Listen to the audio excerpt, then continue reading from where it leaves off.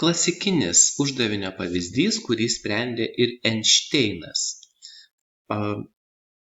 Turime kalniuką, kurio įkalnė ir nuokalnė yra po 1 kilometrą. Na ir automobilis įkalnę važiavo 15 km per valandą greičiu, o nuokalnę važiavo kažkokiu nežinomu greičiu. O vidutinis greitis visame kelyje buvo 30 km per valandą.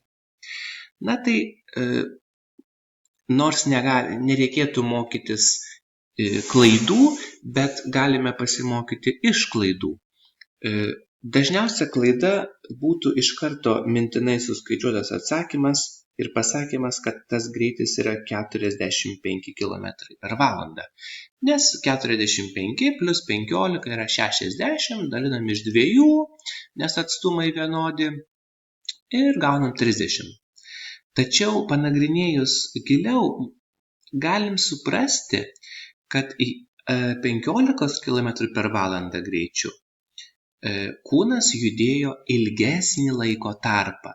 Tai jeigu 45 km per valandą greičiu kūnas judėtų laiką t, tai 15 jis važiuotų 3 laikus t.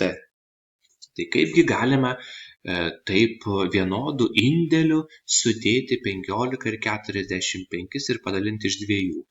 Juk 15 km per valandą greitis net 3 kartus ilgiau buvo. Tai tikrai tada tas turėtų būti vidutinis greitis ne 30, o arčiau 15. Bet panagrinėkime dar giliau šią problemą matematiškai, nes ji nėra visiškai korektiška. Aš nagrinėsiu labai griežtai matematiškai ir užrašysiu, kad vidutinis greitis tai yra visas kelias padalintas iš viso laiko. Kelias yra 2 km, jau tą skaičių turiu. Na, o laikas tai bus pirmosios atkarpos laikas, tai bus 1 km dalintas iš 15 km per valandą. Ir kitos atkarpos laikas bus 1 km dalintas iš nežinomo greičio v2.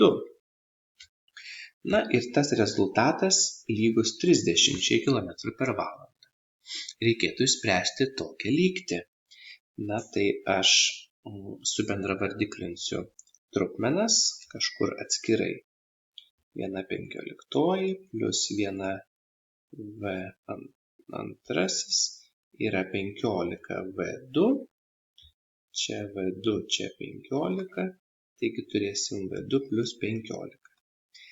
Na ir tada perrašysiu, kad dvejetas dalintas iš štai šios sutvarkytos subendravardiklintos trupmenos yra lygu 30.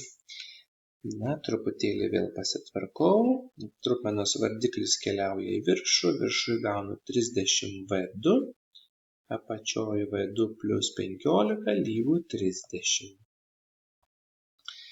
Na, dabar galiu parašyti, kad 30 dalinta iš vieneto ir kryžmai sudauginti ir gausiu 30 v2 yra 30 v2 plus 450. Padalinus iš 30 gaunu, kad v2 lygu v2 plus 15. Na, kaip jums tokia lygtis? Koks turėtų būti v2, kad galiotų ši lygtis? Jūs tikrai matote, kad sprendinių nėra. Taigi nėra tokio greičio v2, kuriuo važiuojant vidutinis greitis pasidarytų 30 km per valandą. Kodėl taip yra? Palieku jums pamastyti. Tai yra klasikinė vidutinio greičio problema, paradoksas, apie kurį tikrai galite daug pasiskaityti įvairiuose šaltiniuose. Taigi, gero skaitymo ir domėjimosi giliau. Ne viskas taip paprasta, kaip atrodo iš pirmo žvilgsnio.